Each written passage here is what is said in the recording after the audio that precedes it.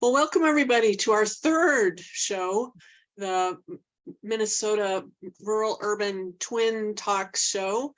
I'm here with my twin sister, Karen Sonneman, who is the Winona County Attorney, and she's in her office today. You can see her, that's all that work that they have to do there in Winona County behind her. And we have a really special guest, Bree Maki, who is the Executive Director of the Office of Broadband Development for Minnesota. And she's held all sorts of other really interesting jobs, and we're going to talk through that. But in just a minute, we'll get to start on all of that. Just as a little reminder, Karen and I started this show when we turned 66 this year. And behind me, you can see us raising the coffee cups when we were, what do you think, Karen, probably 1.5 or something. This was for it was a Christmas card, so it would have been, our parents made, every year. I bet it was close to 1, maybe. Maybe Yeah, I mean, you can sit up and drink coffee and eat cookies, and we're still doing it. Here we go. There with our Red Wing cups and saucers and chocolate chip cookies, of course. So don't have my cookie today. Yeah, Karen said earlier she really needs that chocolate chip cookies, so we'll make sure she gets one later. Anywho, we are here again with Bree Maki, and I met Bree when I was working on broadband issues for the state, when I worked for the Office of Broadband Development, actually back in, gosh, 2014 to 2018, I think is when I was there. And Bree was working for U.S. Senator Tina Smith at the time, covering the Southern District, but also really focusing on broadband. But Karen and Bree know each other from much farther back, and we're going to talk about all the different amazing kind of connections the three of us have. Karen and Bree worked together at the county when Bree was working with the Office of Soil and Water Conservation District there. And so it's just, and they know each other from all the Winona County work. And fun fact, I think all three of us have interesting connections with broadband and internet. And as we start out this show today, I was thinking back, Karen, you'd mentioned in the show, our last show, that that you had worked on the deregulation of telecom, really back in 1984 when you were at the Public Utilities Commission, and as a rates analyst before you became a lawyer and then public defender and now county attorney. And I was working for the state with the Department of Administration, and then kind of on loan to the Minnesota Extension Service when Minnesota got a pretty sizable grant to put in the first 56 kilobit lines to every county seat back in the mid-90s. And so that was our first kind of entrance into internet.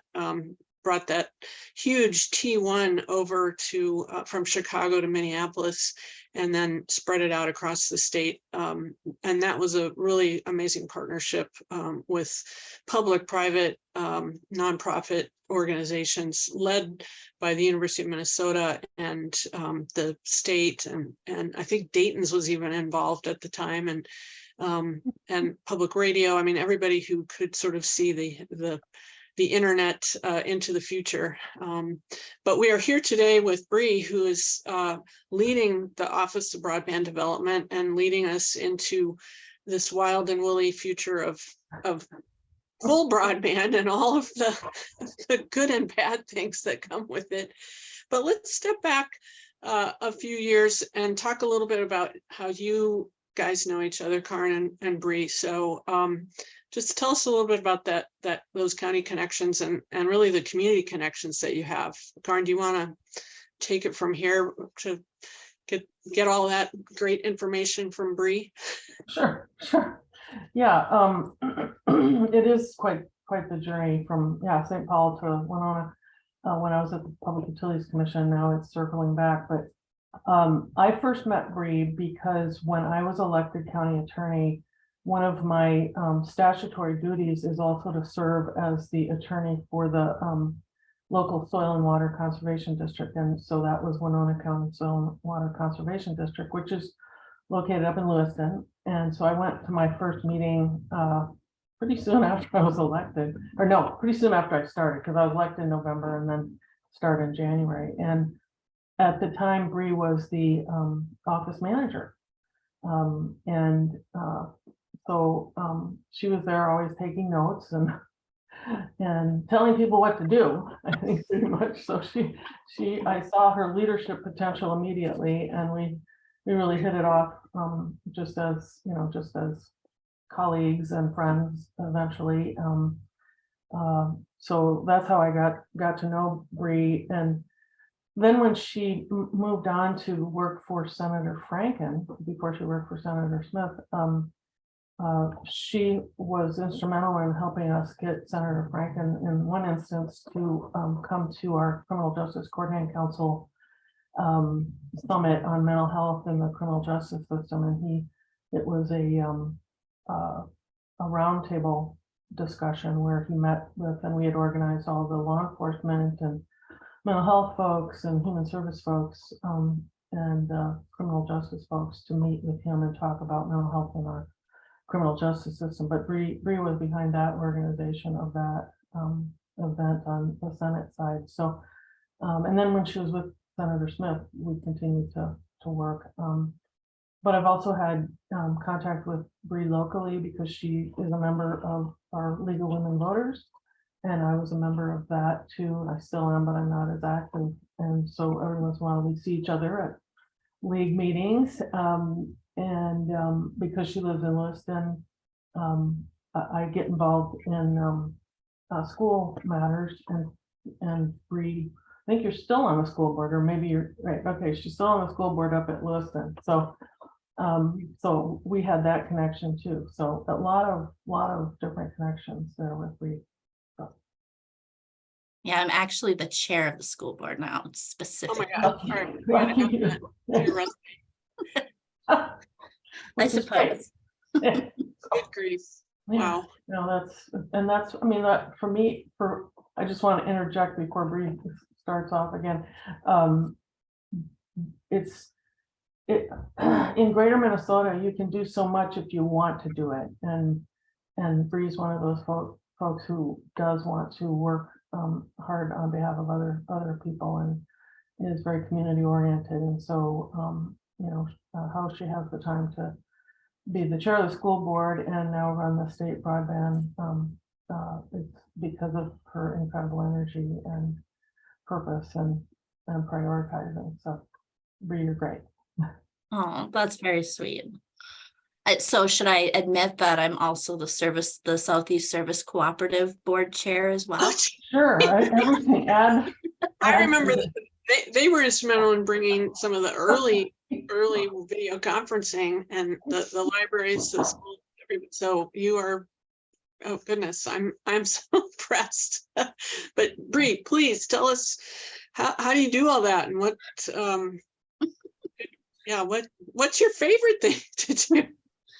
I don't really think of it that much that I'm that busy until people start calling me out on it and like, you do this and this. Well, the good news is my kids are grown, so I do have more time. But I would just, a couple like fun little stories I do want to share, and thank you for recapping sort of where we are. But I remember the first time I met Jane, and I had known Karen for a long time at that point. And it was my first governor's task force on broadband, with Franken's office taking over broadband. And I get to the room and I look across the room and there's this woman there. I'm like, what is Karen doing here?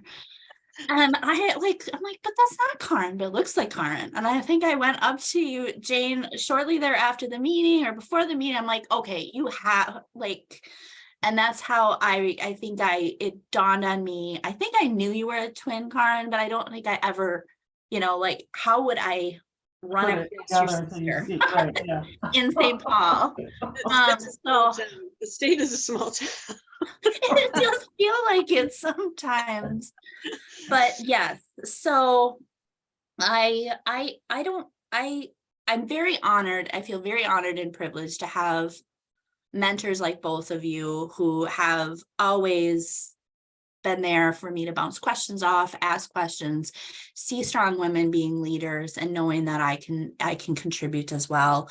I think, I am born and raised in Lewiston area, live out of the country here, didn't get very far, and the oldest of 5 kids. So I think my managerial leadership came with that, being a big sister for my siblings. I did go to school. I think Karen remembers this. I was a single mom with 2 kids and was working full-time at the conservation office and went to school for a social work degree. Yeah, I remember that. Yes. Yeah. Yes, had great support, but it was like, I'm getting this degree. And just really, again, fortunate that all the stars aligned and had great support and could also show both of my kids, but my daughter too, that hard work pays off, and you can throw a lot of balls in the air as long as you're passionate about it. And I do truly just care about people in general, wherever they're at, and making sure they have the tools they need or want to thrive, whatever that is. And so enjoyed working at the Soil and Water for over 10 years. It wasn't always fun. Karen knows, she stepped in many times as the attorney to help us along our way.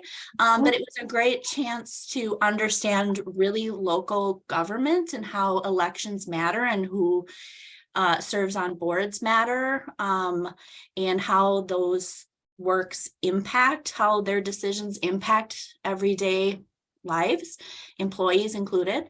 And then with that, had an opportunity to interview with Senator Franken's office, thinking, yeah, right, the small town girl of 1,200 kids is going to work for a U.S. Senator. Applied. This is a small story. I know I'm rambling now, but it's just how people intersect. I was working on, it was after Clean Water Legacy funding. Karen, maybe you remember this too. And I was up at the Capitol working with Leanne Buck with the Minnesota Association of Soil and Water Conservation, as well as Bowser, the Board of Soil and Water, all of those acronyms, sorry. And meeting with Farmers Union, Farm Bureau, and talking to our legislatures about how SWCDs do not have taxing authority, and they rely on state aid as well as relationships with their counties who really value the work that they do. And so I'm in this interview with Franken's team, and they're like, name a time when you brought people. And so I'm like, well, I'm doing it right now. Little did I know, the person I was interviewing with was Alana Peterson. The person that was working with me was Tom Peterson at Farm Bureau or Farmers Union. And he went home to his wife and said, or she went home and said, hey, do you know this girl? And he said, hire her. And so now our commissioner of ag. And so that's how that intersection, it's really important to grow and develop those relationships. And so anyways, when the Office of Broadband job, when the last director left, I thought, gosh, wow, this is an appointed position. This can't possibly be me.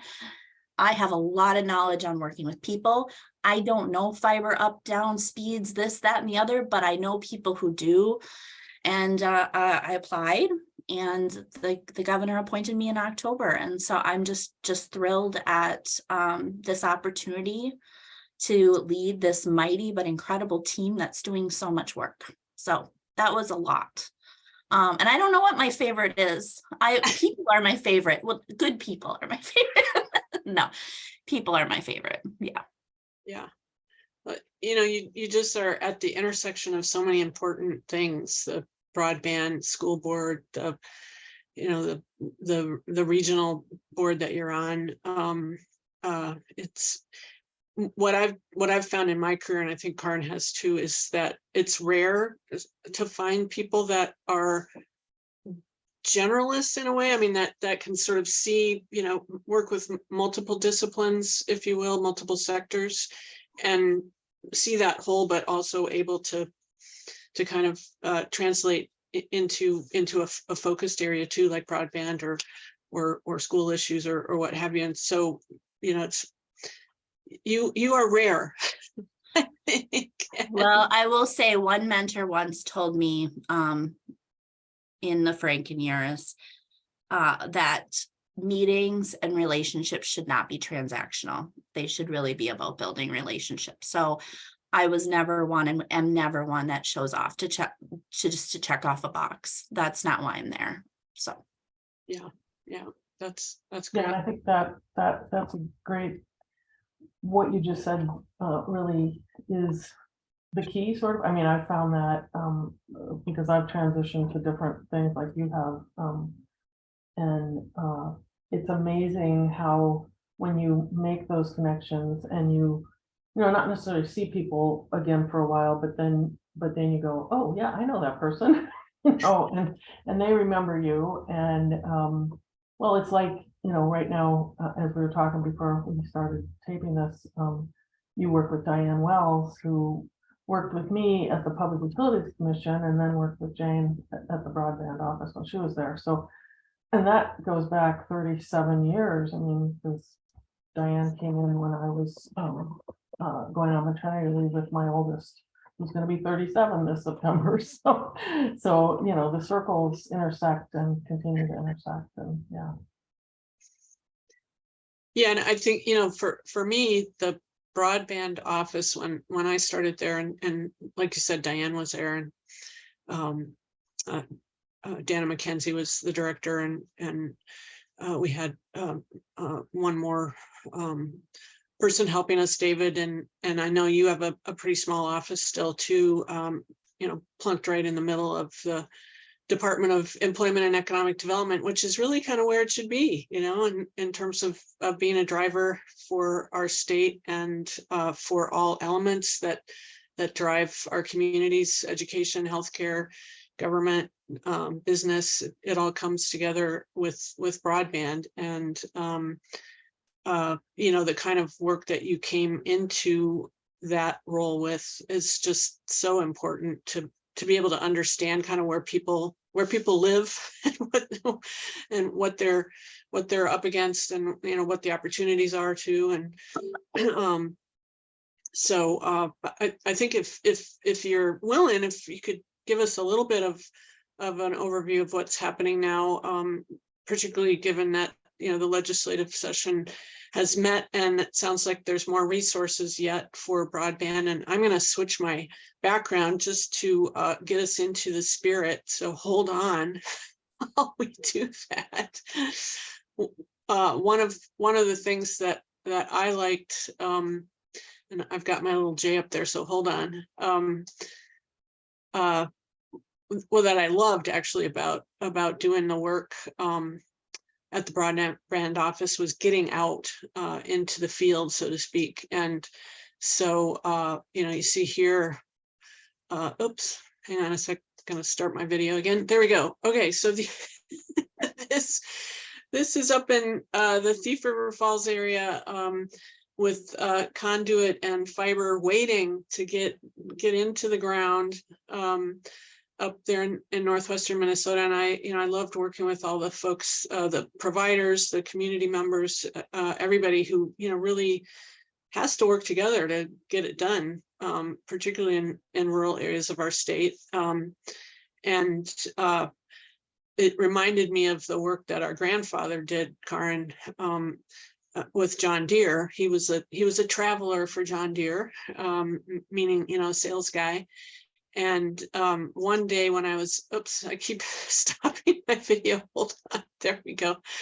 One day when I was out, I started to think, this is what Grandpa was doing, but it was with, you know, he was selling tractors, but tractors and plows and everything else. And what I was doing was watching, you know, them plow fiber up here. I think this is up by Carlstad. Again, northwestern Minnesota. And, you know, it's just, you're out there and you think, well, gee, there's nothing there but some wheat, you know, but that fiber's going into the ground, and it's bringing all sorts of resources to and from these places that we live in. So anyway, just with that sort of a background, Bree, what's happening these days with your current role out of many but with broadband. And again, obviously you're seeing the importance of it when you're sitting on the school board and with the Southeast Regional board as well. But just tell us a little bit more, and I can throw some maps up here if you'd like to show anything. So Yeah, so actually last week I was able to get up to Fergus Falls to celebrate the ribbon cutting of the Park Region Otter Tail Telecom project that is getting underway, which is over $8 million project that will serve over 1,200 homes plus businesses. And they have a little over 3 million in state border grant program dollars, and the rest was local match. It's just incredible success story. I'm excited, but you're absolutely right. Getting out there and seeing the equipment, seeing the fiber, meeting with people whose lives are going to be impacted is just a lot of joy in the work. As far as the Office of Broadband, maybe first I'll start with what we're still need. So I think the map that I sent along that showed the first map with the needs that are unmet, for people to really understand, I think if you have broadband or good connection, you don't necessarily think much of it, I will just say I'm served by fixed wireless where I live. I'm fortunate. I have a line of sight. I'm up on a ridge, and it works great for me. But I do know, just being a Winona County resident, that a lot of people along the river valleys are still lacking fiber or any service. Satellite doesn't work in the bluffs.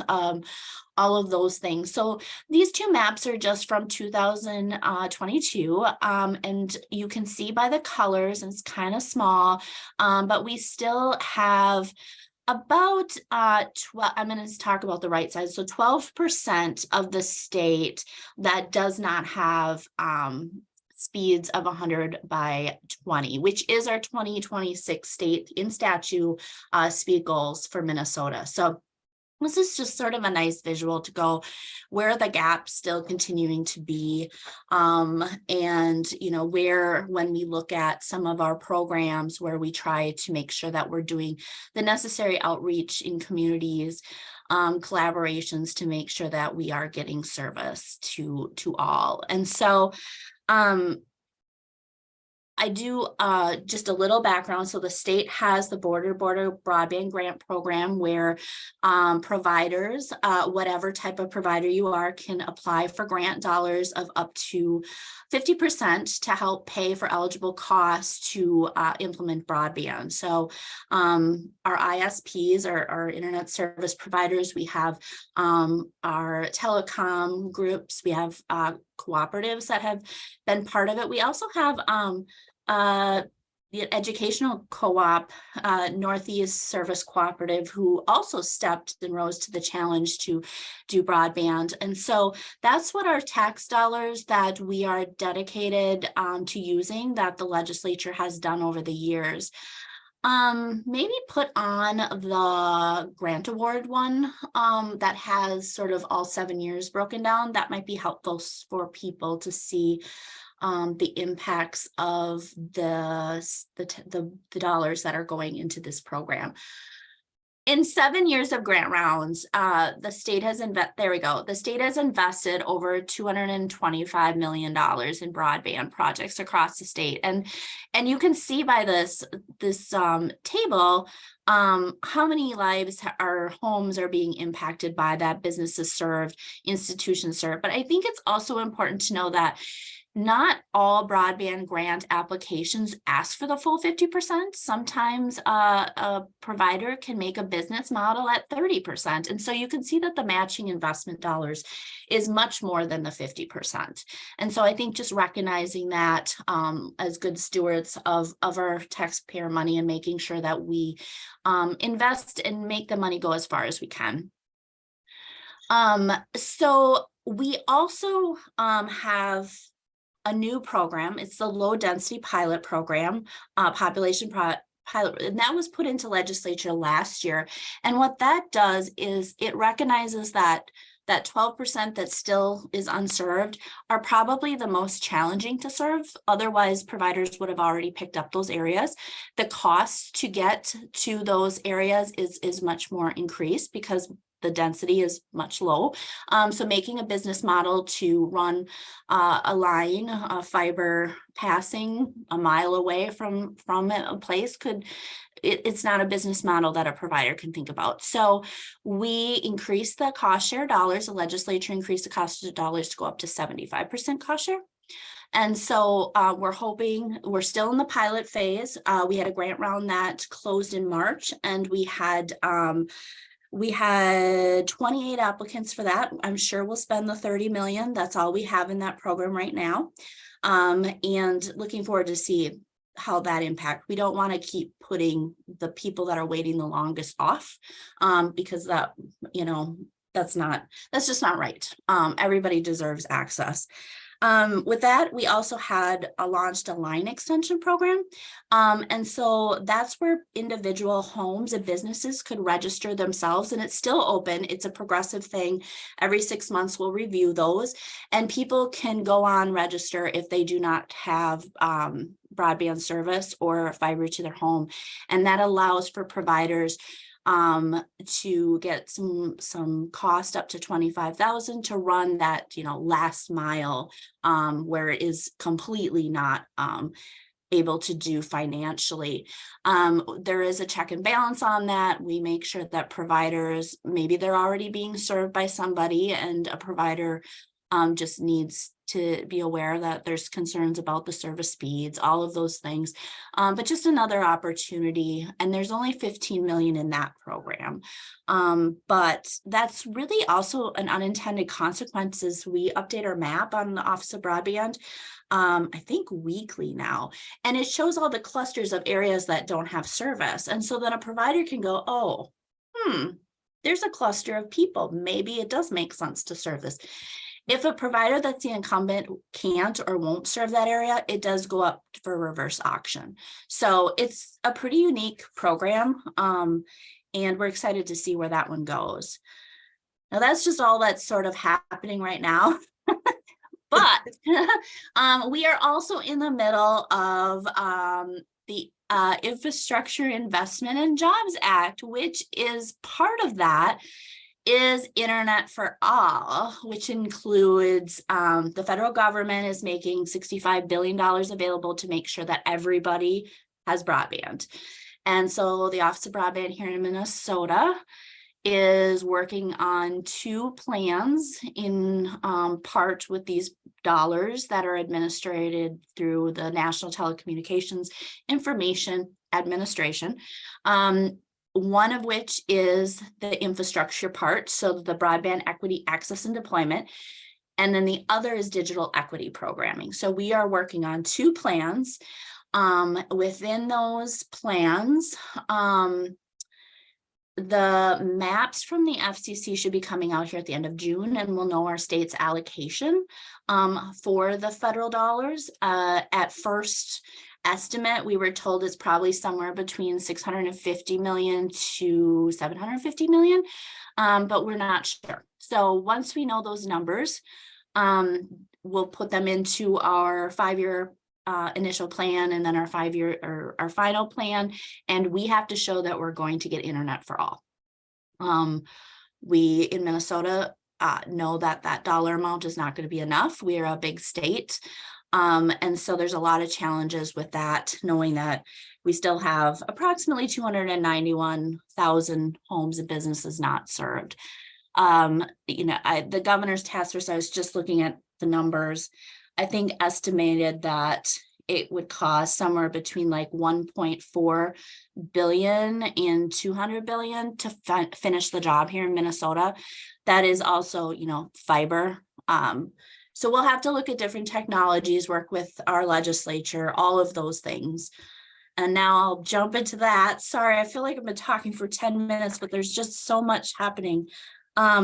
The legislature, the Ag bill is approved from the House and the Senate last week and is on its way to the governor's desk if it's not already there, soon to be signed. The legislature did prioritize broadband and made the biggest investment in the biennium to date of $100 million total.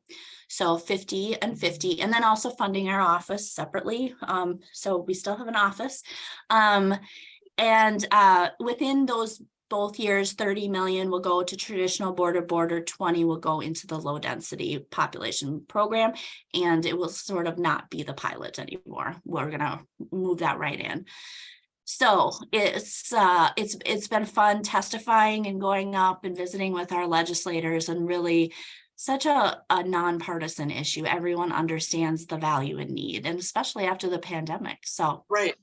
Yeah, that was I felt at the beginning of the pandemic that I was so grateful that we'd done what we had done. I mean, we still needed to do a lot more, but it really helped us be as ready as we could be, you know, in terms of flipping around, everything around in 2 weeks to get kids connected to school and the hospitals. I remember talking to somebody up in northeastern Minnesota, one of the hospital folks, and they said before the pandemic, they had like maybe 20 people that came in on telemedicine, and then they were doing 2,000, you know, a month.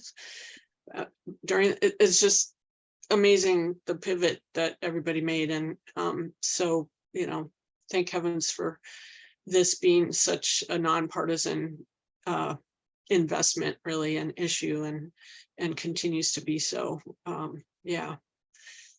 Well, this is great. All this amazing investment that you are helping to handle, and you know, I just always feel when I think that you and Diane and others are there at the office, it's like, okay, yeah, we can.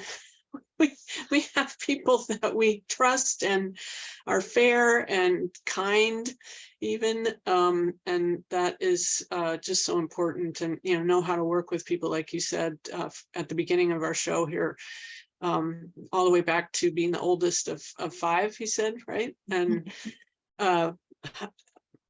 building those relationships with people that are so important now and going forward, and as you said too, not transactional, really transformational. I mean, just being able to connect with people on a human level and work together to achieve things that we couldn't do on our own. And you know, for me, broadband has always been an incredible rural urban spectrum issue investment. And I would always tell people when I was working at the office that this is one of the most major investments in rural Minnesota since the 1987 Rural Development Act, which helped create the initiative foundations and, you know, united the Minnesota State colleges and universities, and just did a whole bunch of things to show that there was a relationship between rural and urban people that benefited the whole state. And I think broadband is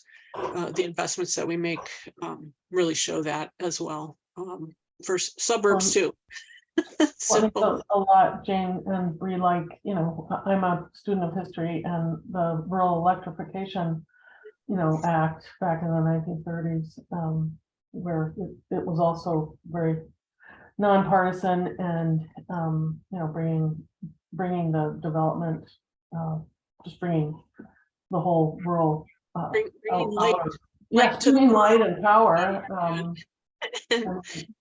Our you know, I just remember our stories of our grandfather, our other grandfather, not the one who sold tractors for John Deere, but our other one, our father's father, our father's father, who ran a battery factory in Kansas, and you know, they relied on batteries to power things, and this was rural Kansas. So now, but the thing that strikes me too, Bree, and you know, this is that you are so knowledgeable, and you've always been so knowledgeable about everything you've worked on. That's what struck me when you were at the Soil and Water Conservation District, and then when you were working for the senators, and now just, you know, you were rattling off facts and figures, but in a way that told me you knew it. You're not reading off of a script, you know, and that what makes you so effective too with working with people, is that you're sincere about what you're doing, and you're knowledgeable, and you can give them the information they need, particularly at the legislature to get this funding for everyone, so across the state. So thank you so much for what you're doing now and what you've done in the past too. So Well, that's very kind, but I will honestly say I don't know that I'm all that knowledgeable. I know people who are knowledgeable, and I take it with a sponge off of those people. You know, when I worked for Senator covering everything, one of my first meetings was solar, and I thought I had to learn everything about solar, and my director is like, no, you just have to know the people who know everything about solar. And I'm like, okay. Thank you, because I don't know how I can jump from solar to healthcare to taxes. Like, so I appreciate it, the kind words, but honestly, it's about knowing the right people and making sure they trust you with the information and the questions you have, and not feeling used, but that people are really part of the process. right, well, and you're part of a team, and you're leading a team, and you know, again, your humbleness too of sharing that, you know, there's other people who know more than you. That's what I do in my office. I surround people, or I surround myself with people who know more than I do, and recognize that, you know, and rely on them, and we work great as a team. Because yeah, you're right. No one person can know everything. So yeah. Yeah, and I just need to say I inherited the most incredible team, and it's growing. If you know anyone that loves and wants to work on broadband issues, I'm trying to hire like lots, because there's so much to do. But yeah, we 7 but mighty, and they're just so passionate about helping people. And, you know, the other thing is I sort of, you know, Jane, I don't know how much of this when you worked at the Office of Broadband, but I know, Karen, you work on equity issues all the time. It's your passion. You know, this transition of not only being required with the internet for all to do digital equity planning and work, but also just knowing that this is an incredible opportunity for the Office of Broadband to sort of evolve as we are meeting the infrastructure needs, which is still an equity issue, absolutely. But thinking about making sure that people have the tools, the skills, the resources, the equipment to do exactly what they want to do is really important. And so this is a really exciting time just to making sure we're meeting people where they want to be and where they can go and you know, economically drive this as well. Yeah, I think, you know, that was always the dream when we were first starting getting the, you know, 156 kilobit line to every county, to understand even then that you know, the infrastructure was one thing, but how to use it, to help people learn how to use it for good, you know, and to learn to you know, get better if you're feeling bad and need to see a healthcare person or what have you. And like you say, having that digital equity and inclusion. I know when I was at the office, we were working on that, but we didn't have the actual like authority to work on it. So I'm really, and the dollars, right, because it was all about the infrastructure, which is definitely needed, and you can't do anything without the infrastructure.